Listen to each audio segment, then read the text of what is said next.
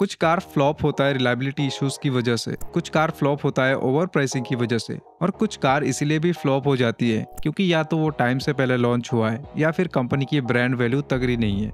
फिर चाहे कंपनी भर भर के कितना भी फीचर्स दे दे, किसी को घंटा फर्क नहीं पड़ता। ये भगवान क्या जुल्म है।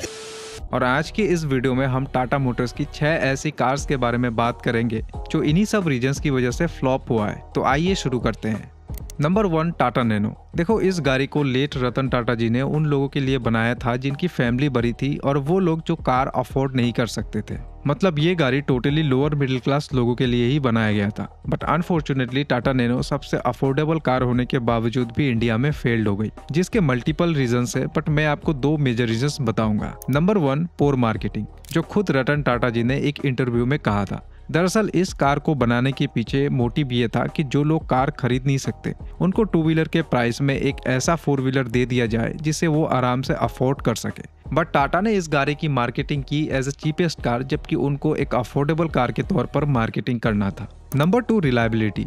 देखो, टाटा नैनो की फेल्ड होने के पीछे एक रीजन रिलायबिलिटी भी है, बिकॉज इसमें अक्सर चलते चलते आग लग जाते थे। इसकी सेफ्टी रेटिंग सबसे खराब था, बिकॉज कॉस्ट कटिंग के चलते कंपनी ने इसमें लो क्वालिटी वाले मटेरियल्स यूज किए थे।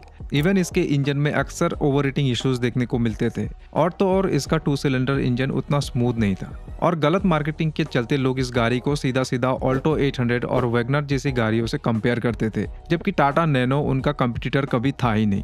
बट सोशल मीडिया पे आज भी इस गाड़ी की डिमांड है और लोग एक से बढ़कर एक रेंडर्स निकालते रहते हैं। आप इस गाड़ी के बारे में क्या सोचते हैं, हमें कमेंट में जरूर बताना। Number 2, Tata hexa. जैसे कि मैंने आपको कहा था कि कुछ कार्स टाइम से पहले लॉन्च होने के कारण भी फेल्ड हो जाती है, जो एग्जैक्टली इस गाड़ी के साथ हुआ। देखो, टाटा हेक्सा बेसिकली टाटा आरिया का एक अपग्रेडेड वर्जन था और इसमें वही आरिया वाली 2.2 लीटर इंजन ही मिलता था, बट उसको कंपनी ने थोड़ा सा ट्यून कर दिया था, जिसके बाद वो 165 bhp और 400 Nm की टॉर्क निकालती थी, जो इसके कंपटीटर इनोवा और XUV 500 से ज्यादा था। इवन इसके अंदर इन दोनों से ज्यादा फीचर्स भी मिलते थे, और तो और इसका वेट, हाइट और व्हील बेस फॉर्च्यूनर से भी ज्यादा था। लेकिन फिर भी ये गाड़ी फ्लॉप हो गई इंडियन मार्केट में due to poor service, reliability problem और इनोवा की मोनोपोली की वजह से। लिटरली टोयोटा इनोवा ने इस गाड़ी की नाक में दम करके रखा था, और फिर 2020 में BS6 नॉर्म्स और लो सेल्स के चलते टाटा मोटर्स ने इस गाड़ी को डिसकंटिन्यू ही कर दिया। बट आज भी टाटा हेक्सा की एक लॉयल फैन बेस इंडिया में है, और वो लोग आज भी टाटा मोटर्स से ये एक्सपेक्ट करते हैं कि इस गाड़ी को एक न एक दिन टाटा मोटर्स जरूर इंडिया में लॉन्च करेगा। एंड आपको क्या लगता है, क्या सच में टाटा मोटर्स इस गाड़ी को वापस से इंडिया में लॉन्च करेगा? कमेंट में जरूर बताना। नंबर 3, टाटा मांजा। ये गाड़ी एक्चुअली में टाटा इंडिगो का 2nd जनरेशन था, जो टाटा की X1 प्लेटफॉर्म पर बेस्ड था। इस गाड़ी को टाटा मोटर्स ने 19 अक्टूबर 2009 में लॉन्च किया था, 4.8 लाख से लेकर 6.75 लाख रुपीस एक शोरूम प्राइस के बीच। एंड इस गाड़ी को लॉन्च करने के पीछे टाटा मोटर्स का मोटिव ये था कि टाटा इंडिगो को जो टैग मिला हुआ है टैक्सी का, उसको रिमूव करके एक नया इमेज क्रिएट करना है मार्केट में, जो लग्जरी को रिप्रेजेंट करेगा। और इसीलिए टाटा मोटर्स ने इस गाड़ी के अंदर दबाकर फीचर्स भी दिए थे, जैसे कि SRS airbags, EBD, integrated audio system, automatic dual zone climate control, leather seat upholstery, diamond cut alloy wheels और भी दुनिया भर के फीचर्स। और इंजन की बात की जाए तो इसमें 2 इंजन ऑप्शंस मिलते थे। First 1.3 litre turbocharge Multijet common rail diesel engine, जो ऑब्वियसली क्वाड्राजेट 90 की ही एक रीब्रांडेड नाम था, और दूसरा इंजन था 1.4 लीटर पेट्रोल इंजन, जो फिएट फायर कार से लिया गया था, बस टाटा ने इसको रीनेम कर दिया था सफायर नाम से। लेकिन फिर भी ये गाड़ी इंडिया में फ्लॉप हो गई ड्यू टू मल्टीपल रीजंस, जैसे कि रिलायबिलिटी इश्यूज, जो हमेशा कस्टमर्स को कंफ्यूजन में डाल देते थे। दूसरा रीजन है स्ट्रॉन्ग कंपटीशन, जो होंडा सिटी और ह्यूंडई वर्ना से मिलती थी। जैसे 2014 में होंडा सिटी की पर मंथ एवरेज सेल थी 5741 यूनिट्स, वहीं टाटा मांजा की सिर्फ 130 यूनिट्स ही था। थर्ड रीजन था आफ्टर सेल सर्विस, जो सच में पहले बहुत ही खराब हुआ करता था और पार्ट्स मिलने में बहुत ही परेशानी होती थी लोगों को, खासकर जो टियर 3 टियर 2 सिटीज में रहते थे। इवन लोग इस गाड़ी को अब भी टाटा इंडिगो की तरह एज ए टैक्सी की नजर से ही देखते थे। बट कुछ भी कहो, ये गाड़ी बिल्ड क्वालिटी और फीचर्स के मामले में बहुत ही अमेजिंग थे उस टाइम। और अगर आप इस गाड़ी को ओन करते हैं तो प्लीज अपना फीडबैक जरूर बताना हमें कमेंट बॉक्स में। Number 4, the real safari. देखो, ये गाड़ी बहुत बढ़िया था, लेकिन इसको डुबाया खुद टाटा वालों ने।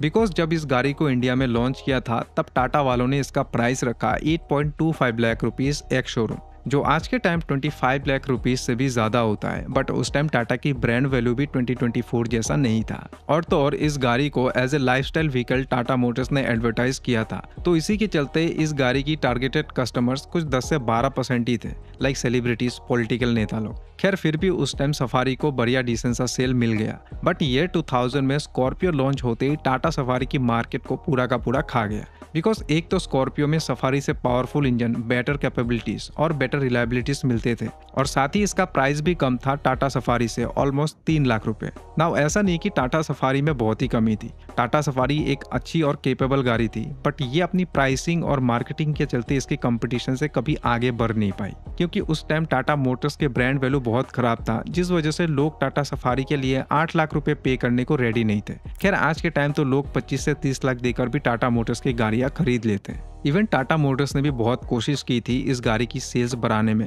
जैसे 407 की इंजन लगाकर दे दिया था, सफारी डाइकोर, सफारी स्टॉर्म जैसे बेस्ट वर्जन्स को लॉन्च किया था जिनमें दबाकर लग्जरी फीचर्स मिलते थे, बट फिर भी सफारी को वो सक्सेस नहीं मिल पाया जो वो डिजर्व करती थी। हाँ, यहाँ पर हम डेफिनेटली ये भी एक रीजन बोल सकते हैं कि इंडियन कंज्यूमर्स ने कभी भी इस गाड़ी को एस्टेब्लिश होने का मौका ही नहीं दिया। नाउ मैं अपनी बात करूँ तो मेरे हिसाब से टाटा सफारी बहुत अमेजिंग कार था, बस इसको मार्केटिंग और सही प्राइसिंग की जरूरत थी। एंड अगर आप ओन करते हैं टाटा सफारी को, तो आपको कौन सी चीजें सबसे अच्छी लगती है इस गाड़ी की, मुझे कमेंट में जरूर बताना।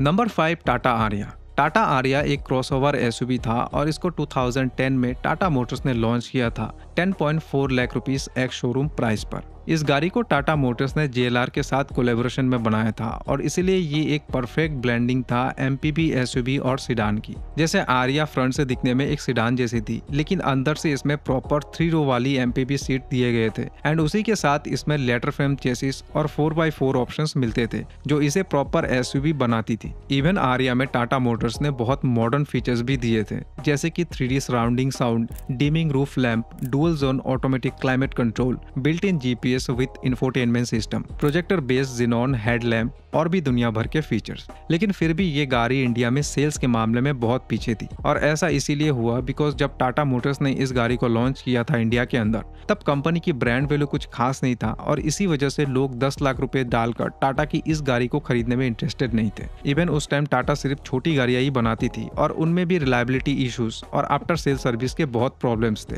और यही एक मेन रीजन था जिस वजह से लोग इस गाड़ी को खरीदने में डर रहे थे। और तो और कुछ लोग टाटा को as a commercial vehicle manufacturer के तौर पर ही देखते थे, मतलब लिटरली लोग इस बात को कभी हजम ही नहीं कर पाए कि टाटा भी लग्जरी कार्स बना सकता है। खैर बाद में टाटा मोटर्स ने इस गाड़ी को अपग्रेड कर दिया टाटा हेक्सा के साथ। Number 6, Tata Sumo Grande.